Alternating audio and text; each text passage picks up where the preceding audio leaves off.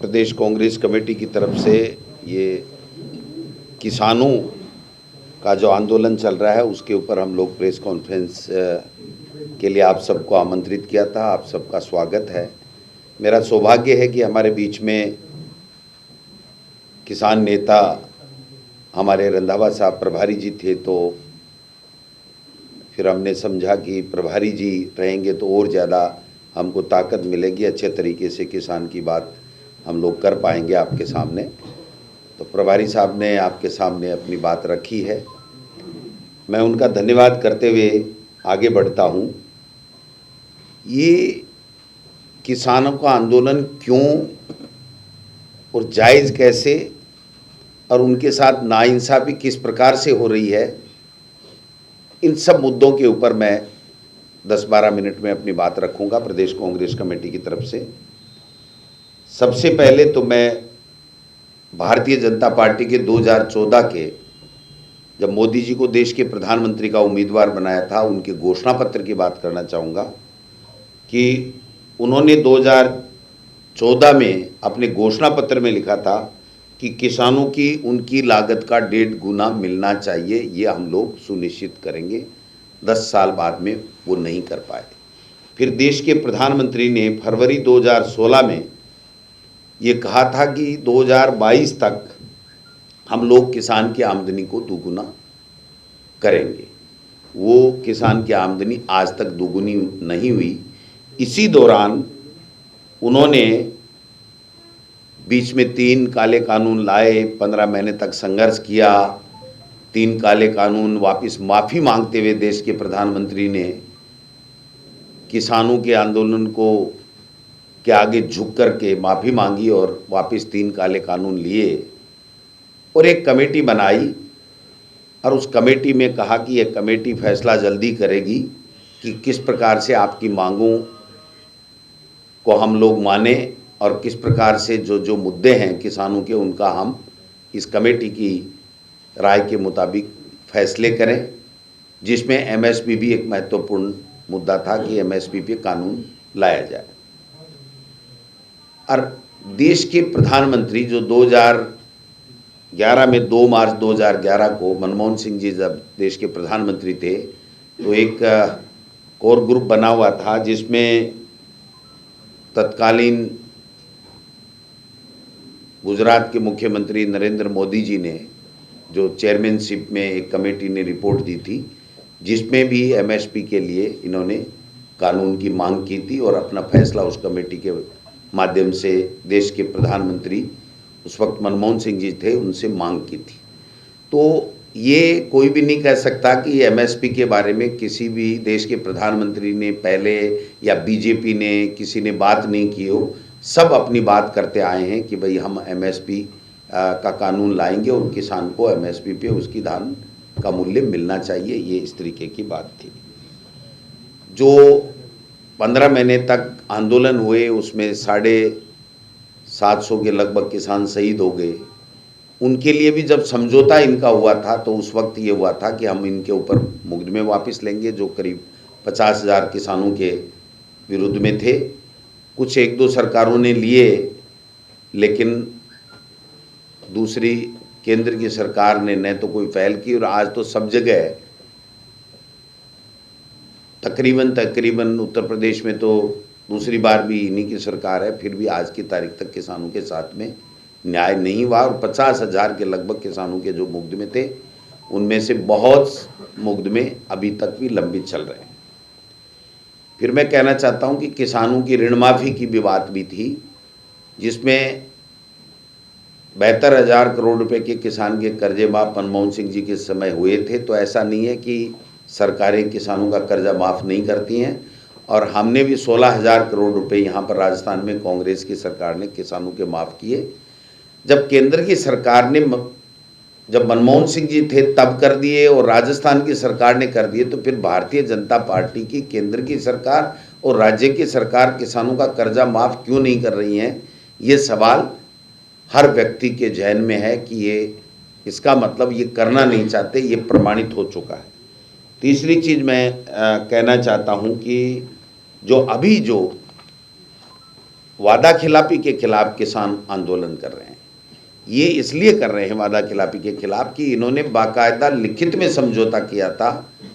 समझौते की डेट भी मैं बता दूंगा। इन्होंने किसानों से लिखित में समझौता किया था कि हम एक कमेटी बना करके आपके जो एमएसपी सहित इशू हैं उनको हम हल करेंगे। और मैं समझता हूं कि शायद वो कमेटी जो है उसका डेट नहीं है सर, मीटिंगें हुई हैं और कमेटी ने रिपोर्ट भी जो सुनने में आया दे दी, लेकिन उसमें एमएसपी का जिक्र भी नहीं है और बाकी उसको सार्वजनिक नहीं किया जा रहा है। तो मैं समझता हूं कि किसानों को वापस आंदोलन करने के लिए मजबूर होना पड़ा और आज जो किसान आंदोलन कर रहे हैं उनके साथ में किस प्रकार से बर्बरतापूर्वक कार्रवाई की जा रही है, जैसे आतंकवादियों के खिलाफ भी नहीं की जा सकती और जो पाकिस्तान है जहां से आतंकवाद आता है उनके खिलाफ भी इस तरीके की कार्रवाई नहीं होती है, ऐसी किसानों के साथ में हो रही है। तो मेरा कहने का मतलब है कि जब पहले जो शहीद हो गए उनका मुआवजा नहीं, जो वायदा इन्होंने लिखित में देश के प्रधानमंत्री जी के, कृषि मंत्री ने और सरकार ने, भारत सरकार के अधिकारियों ने किया, उस पर काम नहीं। एमएसपी के बारे में अब तक 10 साल में मोदी जी ने कहीं किसी तरीके का कोई एक्शन इन्होंने दिखाया नहीं, ये भी बात हम सब के सामने है। और अब तो हद हो गई, जब वो पूछ रहे हैं कि उस कमेटी का क्या हुआ, तो देश के प्रधानमंत्री या भारतीय जनता पार्टी ये कह रही है कि आनन फानन में कानून नहीं बन सकता। एमएसपी का कानून के लिए बहुत समय चाहिए, ये बहुत जटिल बात है। तो हम लोग पूछना चाह रहे हैं इस प्रेस कॉन्फ्रेंस के माध्यम से कि देश के प्रधानमंत्री जी ये बता दीजिए कि फिर किसान के हक का एमएसपी का कानून बनाना बहुत जटिल है और बहुत समय लगता है, तो आपने ये 3 काले कानून जो किसानों पे थोपे थे वो किसके हित के लिए बनाए थे? ये अब पूरी तरीके से स्पष्ट होने लग गया है कि ये केवल अपने चंद उद्योगपति मित्रों के लिए, उन्होंने उनके फायदे के लिए बनाए थे, न कि किसान के फायदे के लिए। आज फिर किसान जब अपना शांतिपूर्वक आंदोलन कर रहा है, अपनी बात रखने के लिए वो कोशिश कर रहा है, तो उसको दबाया जा रहा है, गोलियां चलाई जा रही हैं, आंसू गैस छोड़े जा रहे हैं, ड्रोन से उनके ऊपर हमले किए जा रहे हैं। आप बताइए कि इस देश में, लोकतांत्रिक देश में, क्या किसी को अपना आंदोलन करने का, अपनी बात रखने का, शांतिपूर्वक अपनी आंदोलन करने का कोई अधिकार नहीं है क्या? तो ये अधिकार भी किसानों से छीना जा रहा है कि आप कोई आंदोलन नहीं कर सकते। अब उनके ऊपर पहले भी झूठे आरोप लगाए थे, आतंकवादी हैं, अफगानिस्तानी हैं, पता नहीं कितने कितने चोर और डाकू, पता नहीं क्या क्या बता दिया था। आज फिर उसी शैली में जवाब दिया जा रहा है उनको, उसी तरीके से बदमाश, लुटेरे, शराब लेके आ गए, ये करके आ गए, वो करके आ गए, इस तरीके से किसान को बदनाम करने की उनकी चेष्टा बराबर चल रही है। मैं समझता हूं कि इसका हम लोग सब विरोध कर रहे हैं। किसानों ने कल बंद का आह्वान किया है, कांग्रेस पार्टी ने भी फैसला किया है कि हम इसके बंद का समर्थन करेंगे। कोई हिंसा नहीं हो, किसी राजकीय संपत्ति का नुकसान नहीं हो, ये सब सुनिश्चित करते हुए हम सब लोग भी उनके साथ में, किसानों के आंदोलन के साथ में रहेंगे। और हमारे नेता राहुल गांधी जी और हमारे अखिल भारतीय कांग्रेस कमेटी के हमारे अध्यक्ष आदरणीय खड़गे साहब ने बहुत ही स्पष्ट शब्दों में ये कह दिया है कि हमारी सरकार आते ही हम लोग किसान के लिए एमएसपी लागू करेंगे। ये एक बहुत बड़ी बात है जिसका हम सब लोग स्वागत करते हैं, किसानों ने स्वागत किया है। और कांग्रेस पार्टी के लिए ये है कि जो कहते हैं वो करते हैं। पहले भी किसानों के 72,000 करोड़ के कर्जे माफ़ किए हैं और मैं समझता हूं कि अब भी हमने जो कहा है वो करके हम लोग दिखाएंगे, ये मैं आपसे निवेदन करना चाहता हूं। तो जिस प्रकार से ये जो चल रहा है ये सब बहुत ही देश के लिए घातक है, देश के लोगों के लिए, प्रजातंत्र को ख़त्म कर रहे हैं। किसी को बोलने का अधिकार नहीं, किसी को आंदोलन करने का अधिकार नहीं। मैं समझता हूं कि आज इस कड़ी में एक और महत्वपूर्ण फैसला हमारे सुप्रीम कोर्ट का आया है। हालांकि ये इसका विषय नहीं था हमारी प्रेस कॉन्फ्रेंस का, लेकिन चूंकि एक बहुत बड़ा फैसला है जिसमें देश के लोगों की, प्रजातंत्र की जीत हुई है, आम व्यक्ति की जीत हुई है, और ऐसे लोग जिन्होंने साजिश रच करके और पर्दे के पीछे बड़ा खेला किया, बड़े घोटाले किए, उनकी पोल खुली है। हमारे जो सुप्रीम कोर्ट है उसने इलेक्ट्रॉनिक बॉन्ड जो है उनका जो 2017 में इन्होंने किया था, उनको पूरी तरीके से असंवैधानिक बताते हुए उनको ख़त्म किया है, उस कानून को ख़त्म किया है इन्होंने, और उनके फैसले को समाप्त किया और रिपोर्ट मांग ली है कि आप बताइए कि SBI किस किस तरीके से किस किस का कितना चंदा मिला, और वो सारी चीज़ें सार्वजनिक की जाए।